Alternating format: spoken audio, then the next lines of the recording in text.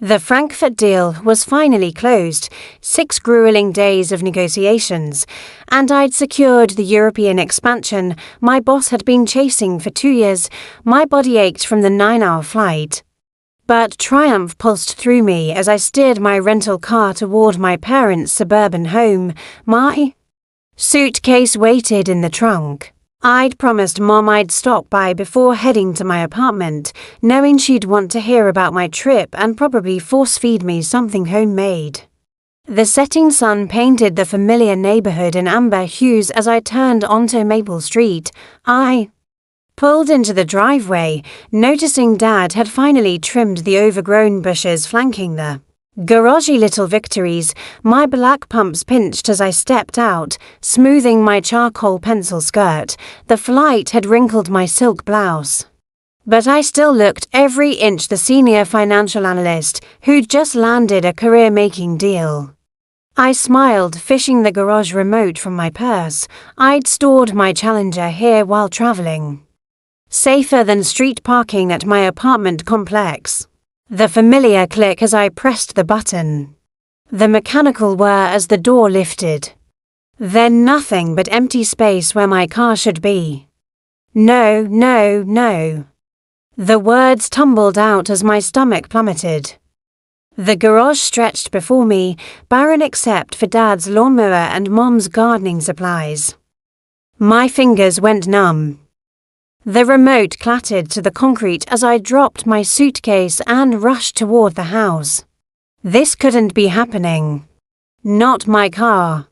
Not my Challenger. I burst through the side door into the kitchen.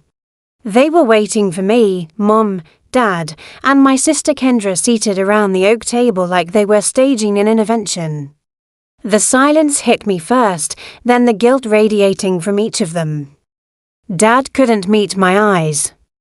He stared at his calloused hands spread flat on the table. Avery, honey. Mom's voice carried that sugary tone she used when breaking bad news. Don't overreact. Where's my car? The words scraped my throat.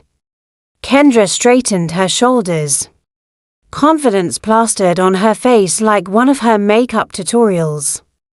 It's just temporary, I'll pay it all back. Pay what back? My voice dropped dangerously low. Where is my Challenger? Mom glanced at Dad, who still wouldn't look up. We had to make a tough decision, sweetie. Kendra needed startup capital for her business, and we took it to Cornerstone Pond. Dad finally spoke, his voice rough. Got $45,000 for it. The room tilted sideways. You did what with my car? It's a loan against the car. Not a sale. Kendra jumped in. Once my cosmetics line launches, I'll pay it back with interest. You'll have your car back in no time. My mind flashed to the endless nights I'd spent hunched over spreadsheets at Bridgewater Capital, 70-hour weeks for 6 years straight, saying no to vacations, to a better apartment. To everything while I saved. I remembered Grandpa's weathered hands guiding mine over the engine of his friend's Challenger when I was 9. These machines aren't just transportation, Avery girl. They're dreams made solid. His eyes had crinkled with absolute certainty. Someday you'll have your own beauty. Just be patient. The day I'd finally driven my Challenger home, tears had streamed down my face. Not just for the glossy black paint or the rumble of the engine, but for what it represented. Proof that my sacrifices meant something. My cosmetic startup is revolutionary, Kendra was saying, flipping her hair over her shoulder. I've developed a formula that I don't care if you've discovered the fountain of youth in a bottle. My voice cut through her pitch. That car wasn't yours to take. Mom's lips thinned. Now, Avery. Family helps family. You make plenty of money at your job. Kendra needs this chance to succeed, so you used my spare key and my title. The betrayal burrowed deeper with each realization. You committed fraud. Dad flinched. We're your parents. Mom countered. We've always supported both our girls equally. A bitter laugh escaped me. Equally? That's what you call this. My phone buzzed in my pocket. I pulled it out automatically, glancing at the notification, my insurance company alerting me to a lien placed against my vehicle. Ice replaced the fire in my veins. This wasn't just about money. This wasn't even just about my dream car. This was about respect.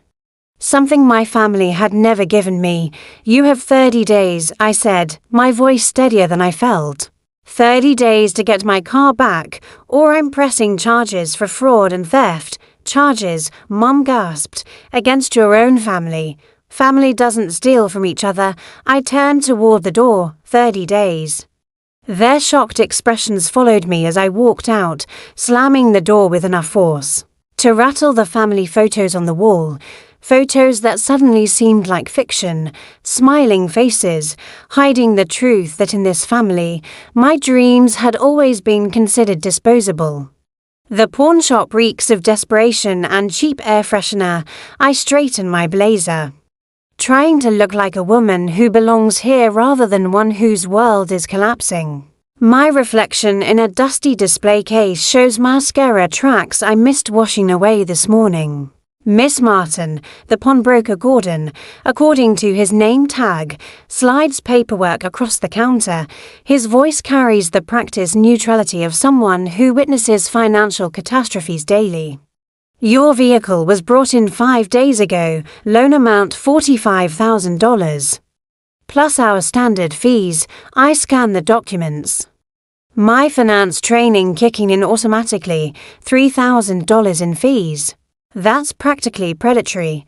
5. Gordon's face remains impassive. Classic car market's volatile. We take risks. And if the loan isn't repaid, after 35 days, we auction the vehicle. He taps a paragraph of fine print. Full payment required by October 3rd. $48,000 total. My stomach twists as I flip to the next page. There it is, my signature. Except it isn't mine. The forgery is close enough to fool the pawn shop, but misses the slight upward curve I always make on the final N. This isn't my signature. Gordon's expression shifts slightly. Ma'am, if you're suggesting fraud, I'm not suggesting, I'm stating. I pull out my driver's license, then a recent work contract. Compare them. He studies the signatures. Discomfort growing visible. I'll need to speak with my manager about this. Please do. And while you're at it, pull the security footage from when this transaction happened. My voice sounds calmer than I feel. I was in Frankfurt, Germany. 20 minutes and one manager later, the reality settles like concrete in my chest. My parents committed actual fraud. Criminal fraud. The kind people go jail for. We can file a police report right now, the manager offers. The word police makes my throat close. I need time to think. Back in my apartment, I sink onto the couch, still wearing my coat.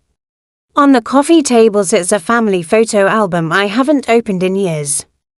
I pull it onto my lap, fingers trembling slightly as I flip through plastic-covered memories.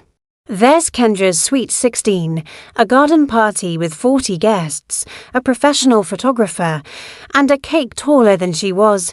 I turn the page to find nothing from my 16th birthday. Because I'd been working a part-time job at the mall. Saving for college application fees, I flip forward, Kendra's high school graduation. Where Dad rented a limousine. My college graduation ceremony, empty chairs where my parents should have been. Their flight mysteriously cancelled despite clear weather. They'd made it to Kendra's dance recital the very next day. Christmas 2018 stares back at me, Kendra standing beside a red Volkswagen with an enormous bow, while I clutch a department store sweater to my chest, smiling that tight smile that doesn't reach my eyes. The pattern stretches across years, across milestones, across dreams, not just subtle favoritism, but consistent sacrifices, my sacrifices to elevate Kendra. My phone rings, startling me. Uncle Harvey's name lights up the screen. I just heard, he says. Skipping hello, your mother called, trying to spin it their way, and what way is that, I ask. Suddenly exhausted, that you're overreacting. That family helps family. His disgusted snort carries through the phone. This isn't right, and you know it. I do know it. Tears threaten again. I just didn't think they'd go this far. What are you going to do? I don't know yet. After we hang up, Aunt Patricia calls Dad's sister, always the peacemaker. They were just trying to help Kendra succeed. She pleads. Gerald feels terrible. Can't you find some compassion? The doorbell saves me from answering. It's Jessica from work, holding a bag from our favorite Thai place. I brought dinner, she says, taking in my red-rimmed eyes. You look like hell. I laugh for the first time in days. Thanks for the honesty. Over spicy noodles. I tell her everything. Her outrage feels like a bomb, someone finally seeing the situation clearly. You know this is criminal, right? She asks, refilling my wine glass. They stole your car, I know. If anyone else did this. But it wasn't anyone else. I set down my fork. It was my family. That makes it worse, not better. Jessica's voice softens. What does your boss say? That family can cut deeper than anyone. I'd broken down in his office earlier, something I'd never done in 6 years at Bridgewater. He's giving me space to handle it. The next morning I text Kendra, coffee, noon. The place near your apartment, just us, she's already there when I arrive. Wearing sunglasses despite the cloudy day, her bouncy confidence from the kitchen confrontation has evaporated. Let me see the business plan, I say, sitting down. What? The business plan, financial projections, marketing strategy, you know. The documents any legitimate startup would have before seeking investment. She fidgets with her coffee cup. It's more fluid than that. Creative businesses. Stop. I hold up my hand. Show me what you have. Actual documents. What she pulls from her bag is a mood board of makeup looks, a list of potential product names, and crude sketches of packaging. No supplier contracts, no formulation specifics. No financial modeling. This is it. My voice drops dangerously low. This is what you stole my car for. Plays now. I just needed a chance to prove myself like you did. Her lower lip trembles. Everyone always talks about how successful you are, how responsible, how I should be more like you. I earned my chance, I say, each word deliberate. I didn't steal someone else's dream. Her shoulders slump. I thought once the business took off, I could pay you back with interest, make everyone proud, and now. The first shipment arrived yesterday. She removes her sunglasses, revealing puffy eyes. Half the containers were cracked. Customers are already complaining online. The formula separates after a few hours. Her voice cracks. Everything's falling apart. My phone buzzes with a text from Kendra. I look up at her, confused. Then back of my phone. I need more money to fix this. Just a little more, please, Avery. I'm desperate. She's watching me read it, her expression pleading. I set my phone face down on the table. Not a penny more, I say. You fix this or we all lose. Her face crumples. I don't know how. For one dangerous moment, I feel the old pull the family expectation that I'll clean up the mess, fix the problem, be the responsible one. Then I remember my empty garage and the forged signature. You better figure it out fast, I say, standing up. The clock is ticking. It's 10 days after the garage revelation. Kendra's business lies in ruins. I track her failure while trying to focus on my own career. Watching each disastrous update ping my phone like clockwork. Day 3. Suppliers refusing further shipments after bounced payments. Day 5. Refund demands flooding her social media. Day 7. Business account frozen by the bank. Day 10. Kendra barricaded in her apartment, ignoring everyone's calls. I stare at my computer screen in my office at Bridgewater Capital. The Frankfurt acquisition documents blurring before my eyes, the deal I'd spent 6 months orchestrating now hangs by a thread because I can't. Focused, my mind keeps circling back to the empty space in the garage where my challenger should be. My desk phone rings. It's my boss, Director Palmer. Avery, I need those final projections by 4. His voice carries that edge of concern that's been growing over the past week. You look exhausted. Everything okay at home? I force a professional smile into my voice. Everything's fine. You'll have those projections within the hour. The lie tastes bitter. Nothing is fine. My family betrayed me. My sister's business is imploding. And my career might follow if I can't compartmentalize better when Sunday arrives. I park my rental at the curb outside my parents' house instead of in the driveway. A small rebellion, but it feels necessary. The familiar smell of pot roast Mom's peace offering wafts from the kitchen as I enter. Dad sits at the table, shoulders slumped under an invisible weight. Mom fusses with the china plates. The good ones reserved for Christmas and crises. Kendra arrives late. Her designer sunglasses hiding puffy eyes, her confident stride replaced by something slower. Smaller, let's eat while it's hot. Mom says, serving Dad first as she always has. We sit in silence broken only by the scrape of forks against plates. I cut my meat into precise squares. Focusing on the pressure of knife against ceramic to keep from screaming, Mom breaks first. Kendra's having a difficult time with her business. She pats Kendra's hand. Everyone fails. Sometimes I set down my fork. This isn't about failure. It's about theft. We thought we were helping, Dad says quietly, the first words he's spoken since I arrived. His weathered hands tremble slightly as he reaches for his water glass. We wanted Kendra to have her chance.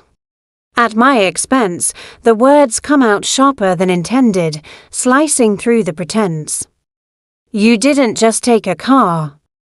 You took everything it represented. Kendra flinches. Honey, it's just a vehicle. Mom begins. It was 6 years of overtime and missed vacations. It was Grandpa's legacy.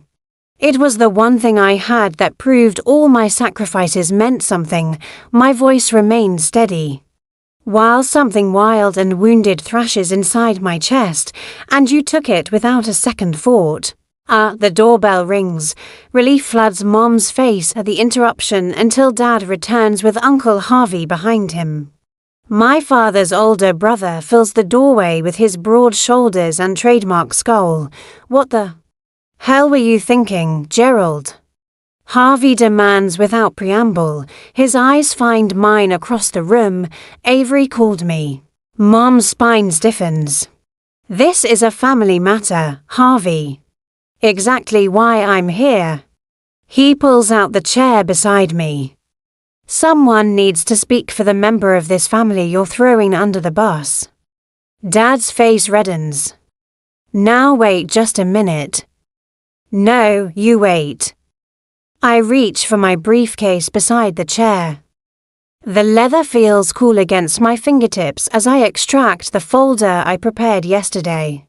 We need to talk about what happens next. I place 3 printouts on the table: vehicle title, fraud statutes, pawnshop regulations, and sentencing guidelines.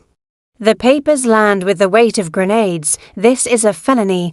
I tap the first document. I could send you both to jail. Anyway, Mom's face drains of color. You wouldn't. I don't want to. The truth of this surprises me. Despite everything, I don't want to destroy them, but you need to understand what you've done. Dad stares at the papers, really seeing them. Prison time, 2 to 5 years for title fraud. I keep my voice clinical detached. Plus restitution. Mom collapses into tears, not the manipulative kind she uses to end arguments, but ragged, ugly sobs that shake her shoulders. Dad reaches for her hand, his own eyes glistening. What have we done to you, to us? For the first time since this nightmare began, I see genuine remorse in his face. Not just regret for getting caught, but true understanding of the damage inflicted. Kendra pulls off her sunglasses, revealing red-rimmed eyes. This is my fault. Her voice cracks. I pushed them to do it. I knew you'd never agree. So I convinced them it was temporary, that you'd understand once my business took off. She looks down at her manicured hands. I never thought it would fall apart so fast. Uncle Harvey leans forward. So what's the plan? Because that pawn shop won't wait forever. 25 days, I confirm. Then they auction the car. Mom dabs at her eyes. What can we do? I pull out a calculator. We need to figure out what resources we have. For the next hour, we assess our options. Dad thinks they can get a home equity line of credit for $30,000, but it will take 2 weeks to process. Kendra agrees to sell her BMW and empty her savings account, which might yield another $12,000. I reluctantly commit $6,000 from my emergency fund. Uncle Harvey watches this accounting with narrowed eyes. I can loan you $5,000, he finally says. But only because Avery shouldn't have to pay for this mess. The math is brutal, even pooling. Everything, we're looking at 15 days before we can gather the full amount. And the pawn shop requires an immediate deposit of $15,000 to halt the auction process. I'll call tomorrow morning. Dad says, his voice steadier now, see if they'll work with us on the timeline. When I leave, the weight on my chest hasn't lifted. But something has shifted. The betrayal remains, but now there's a path forward difficult. Uncertain but visible. Back in my apartment, I sit on the edge of my bed, a framed photo in my hands. My grandfather stands beside a gleaming black Challenger, his arm around 12-year-old me. The summer light catches on the chrome bumper and in his smiling eyes. Cars are just metal and chrome. Avery girl, he told me once. It's what they represent that matters. In the stillness of my apartment, I finally understand what he meant. This fight isn't just about getting my car back. It's about demanding the respect I've earned. It's about teaching my family that my dreams matter as much as Kendra's. I pick up my phone and dial my parents' number. Dad answers on the first ring. I'll help, I tell him, my voice steady, but things will never be the same. The silence stretches between us, filled with everything we can't undo. I know, he finally says. We'll make this right, Avery. I promise. I end the call without saying goodbye. Some promises come too late to be comforting, but I'll take action over words any day. Tomorrow, we start the fight to reclaim what's mine, not just a car, but my place in this family. Kendra stares at her reflection in the boutique's mirrored wall, fingering the delicate silk of her favorite Hermes scarf, her collection once her pride now laid across the counter for appraisal. The shop owner studies each piece through narrow glasses. Her lips pursed in calculation. I can offer $8,000 for the lot, she says. Not looking up, Kendra swallows hard. These pieces cost her over $15,000, but the pawnshop's deadline looms larger than her pride. Done, she whispers, watching as the woman writes the check across town. Dad shuffles into the warehouse manager's office, arthritis flaring in his knees, night shift. The manager raises his eyebrows. Gerald. You haven't worked nights in 20 years. Dad sinks into the chair across from him, just temporarily. Need the differential pay? The manager studies the shadows under Dad's eyes. This about that car situation your brother mentioned. Dad nods once, jaw tight. Family business, starting Monday, then. He slides the paperwork across. Hope it's worth it. At home. Mom wraps Grandma's silver candlesticks in tissue paper, hands trembling. These pieces survived the Depression, witnessed 50 years of family celebrations. She places them carefully in a box with the pearl necklace Dad gave her on their 25th anniversary. The pawnbroker at Fletcher's barely glances at the items before offering $3,000 to cover necks. Weeks interest payment, my own sacrifices come in lost sleep and skipped meals. The Frankfurt expansion demands constant attention, but I'm taking extra accounts, pushing for the performance bonus that suddenly means the difference between redemption and ruin. The deposit receipt from Cornerstone Pawn sits on my desk. Proof that our initial $15,000 postponed the auction, a small victory. Hollowed by the bank's latest letter, HELOC approval delayed pending property assessment. They're making actual progress. Jessica says over takeout in my cubicle. Your sister called me. I look up from spreadsheets, surprised. She called you. Wanted to know if the financial group was hiring for entry-level positions. Jessica twirls noodles around her fork. I was shocked. Later that week, I spot Kendra across the food court. Barely recognizable in simple black slacks and a white button-down, no designer labels. No statement jewelry. She shifts her weight nervously outside Nordstrom's employee entrance. Her first day. When my phone rings that night, her voice sounds smaller than I've ever heard it. I had no idea of her words catch 8 hours on my feet, smiling at people who treat me like furniture. And you've been working 70-hour weeks for years. I lean against my kitchen counter. Unsure what to say, all those times I called you boring for cancelling plans, she continues. You weren't being boring, you were being responsible. 3 days later, we meet at the coffee shop halfway between our apartments. Kendra orders plain coffee instead of her usual complicated concoction. Her makeup is subtle. Her nails short and unpolished. I was entitled and selfish. She says without preamble, I'm so sorry, Avery. Not just for the car, for everything. I wrap my hands around my mug, feeling the warmth seep into my palms. Pretty words. Ken, I know. She nods, eyes steady. Actions speak louder. I'm trying to show you now. I'm at my parents' house. Dad spreads bank statements across the kitchen table. The harsh overhead light emphasizing every line on his face. He squints at figures that refuse to balance, adding columns for the 5th time. Gerald, Mom calls from the study. Did you know about these? She holds a stack of loan applications. All in Kendra's flowing script, credit cards, personal loans, 3 different buy now pay later. Accounts nearly $80,000. Mom whispers, we had no idea. The next morning, they sit across from Mr. Winters at the credit union, the financial advisor they've trusted for 20 years. This HELOC will delay your retirement by at least 5 years. He explains gently, and that's assuming no other financial surprises. Mom stares at her hands. Wedding ring loose on her thinner finger.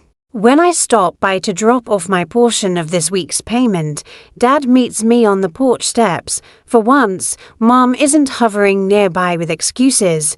We failed you, he says, voice rough with emotion. Long before we took your car, I sit beside him. The weathered wood creaking beneath us, all those years. We praised Kendra's dreams while dismissing yours. His calloused hands twist together. You never asked for much, so we never thought you needed much. The Sunday evening sky turns golden as we sit in silence. Then the HELOC finally comes through, but with a 3-day processing period. Relief turns to panic when Cornerstone Pawn calls. Another buyer is interested in the Challenger, offering cash. We just need 2 more days. Dad pleads over the phone. Business is business, the pawnbroker replies. First money here gets the car. The next 36 hours blur into frantic calculations and desperate phone calls. Kendra empties her savings account. Mom sells her anniversary diamond earrings. I max out my emergency credit line, still $3,000. Short, it's not enough, Mom says, voice hollow as we gather around the kitchen table. The deadline is tomorrow at noon. The doorbell rings and Uncle Harvey stands on the porch, checkbook in hand.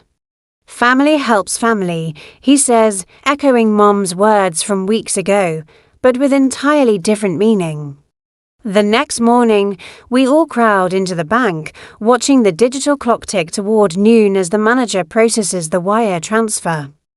Dad's hand trembles as he signs the authorization. At 11:42, the confirmation appears on the screen, payment received. For the first time in weeks, we breathe. The early morning sun catches on the chrome trim of my Challenger as I stand in front of Cornerstone. E-pawn, gripping the receipt in my sweaty palm after 30 days of family sacrifices, arguments, and enough tears to fill the Colorado River. We've scraped together the $48,000, every penny accounted for. My throat tightens as I push through the glass door. The same pawnbroker who took my car sits behind the counter. Eyebrows lifting in recognition. Miss Martin, he says. Sliding paperwork across the counter, here for your vehicle. I nod, unable to trust my voice. My signature feels foreign as I scrawl it across each line, the pen trembling between my fingers. The broker counts the cashier's check twice before sliding over a folder containing my title and a set of keys, all square, he says. But I barely hear him. My hands shake so badly I nearly drop the keys. Cold metal against my palm, the familiar weight I'd thought I might never feel again. Standing in the lot, I trace my fingers along the glossy black paint, feeling for imperfections. For evidence of mistreatment, the chrome trim catches sunlight. Sending it back in blinding flashes, they detailed it yesterday. The broker mentions from behind me, policy before return. I don't answer. This moment should feel triumphant. Instead, it tastes like ash victory hollowed out by betrayal. Grandpa's voice echoes in my memory. Cars are just metal and chrome. It's what they represent that matters. What does this car represent now? Not just my hard work and sacrifice, but the knowledge that my family saw my dream as disposable. The engine rumbles to life with a familiar growl that vibrates through the seat. Tears stream unchecked down my face as I pull away from the pawn shop. Each mile between us allowing another fragment of emotion to break loose. By the time I reach my apartment, my cheeks are soaked, mascara probably tracking dark rivers down my face. But my car is home. 3 days later, my phone buzzes with a text from Mom. Sunday dinner. 5 p.m. Your father's grilling steaks. Quidadend. The invitation lands like a stone in my stomach. I consider declining, but type back as simple, I'll be there instead. Some conversations can't happen over text. Sunday arrives with perfect spring weather. The Challenger's engine announces my arrival before I even turn into their driveway. Dad stands by the grill. Spatula frozen mid-flip as I park. Mom appears in the doorway, wearing a dish towel between her hands. Dinner is an exercise in awkward silence, punctuated by requests to pass the potatoes or Comment on the weather. Kendra picks at her food, eyes downcast. Nobody mentions the elephant sitting at the table with us. Finally, Dad clears his throat. Setting down his fork with deliberate care, Avery, he begins. Voice formal as a stranger's. I've prepared some things I'd like to say. He pulls a folded paper from his pocket, hands visibly trembling. I betrayed your trust. I violated your property rights. I failed in my duty as your father to protect what matters to you. Each sentence sounds rehearsed but sincere, his eyes darting between the paper and my face. Mum reaches across the table, tears spilling. Please forgive us, sweetheart. We were wrong. So terribly wrong. Kendra straightens in her chair. I've been working at Macy's for 3 weeks now. She says, pulling out a small notebook. I've created a budget plan to pay back my portion. It'll take time, but every penny will be returned. They watch me, 3 faces tight with hope and fear. Healing takes time, I say finally. Setting my napkin beside my plate, trust isn't rebuilt overnight. The relief in the room is palpable, though no one smiles. They understand this isn't forgiveness, just the willingness to try. 2 days later, I sit across from Rachel Holman, the lawyer whose card has been burning a hole in my wallet for a month. You have a solid case for criminal charges, she says. Glasses perched on her nose as she reviews the documentation. Title fraud, identity theft, your parents could face serious consequences. I stare at the family photo on her desk. 3 generations, smiling in matching sweaters. What are my other options? Rachel leans back. A formal repayment agreement, legally binding. But without criminal charges, the next Sunday. We gather around the dining room table again. Uncle Harvey sits beside me. His weathered hand steady as he watches my parents and Kendra sign the contracts. Monthly payments for 2 years, I explain, voice steadier than I feel, with interest. Dad's hand shakes as he signs, but his eyes meet mine without flinching. We'll honor this, Avery, every term. The power shift is unmistakable for the first time in my life. My boundaries aren't just words to be dismissed, they're in black and white, legally binding. I never wanted this kind of authority over you. I admit later, as Harvey walks me to my car, sometimes respect has to be enforced before it can be freely given, he replies, squeezing my shoulder. The extended family reunion the following month becomes the stage for public reckoning. Aunt Patricia corners me by the potato salad, wine glass tilting dangerously. Everyone makes mistakes, dear. You've made your point. Time to let it go. Uncle Harvey materializes beside us, steady as an oak. They need to own what they did, Patricia. No minimizing. The backyard falls silent as Kendra steps forward, shoulders squared despite her trembling voice. I manipulated my parents, she announces to the gathered family. I played on their favoritism, but they chose to betray Avery. We're all accountable, Dottin. Aunt Patricia's mouth opens and closes like a fish. Cousin Mike gives me a solemn nod of respect. Something shifts in the family dynamic truth, cutting through decades of enabling patterns. Later that week, I change the garage door code at my parents' house. The symbolism isn't lost on any of us as I install a security system on the Challenger, the small black box blinking beneath the dashboard. Will you leave a spare key with us? Mom asks as I prepare to leave. Just in case of emergency, I meet her eyes. Holding her gaze until understanding dawns. No, I say simply, I won't, she nods. Lips pressed together but accepting. The message requires no further explanation. Some boundaries need no words, just the clear, unmistakable sound of a line being drawn. The mountain curves ahead unfold like a beckoning hand. I downshift. feeling the Challenger respond with a rumble that vibrates through the steering wheel and into my bones. The Colorado Rockies rise around me, painted in morning gold. 1 year since I nearly lost her, and driving still feels like coming home. You were right, Grandpa, I whisper, patting the dashboard. The black paint gleams in the sunlight. Every reflection a reminder of what I fought for, the windows down. Mountain air rushing through my hair, I can finally enjoy this dream. Without the shadow of betrayal.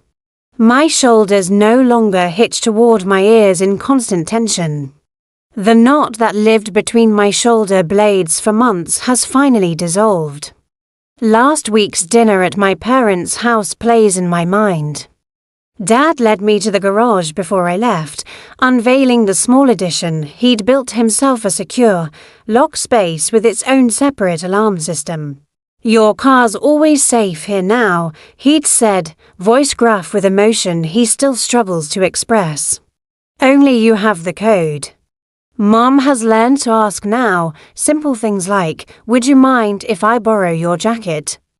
The questions themselves are small victories, acknowledgements that my belongings aren't community property.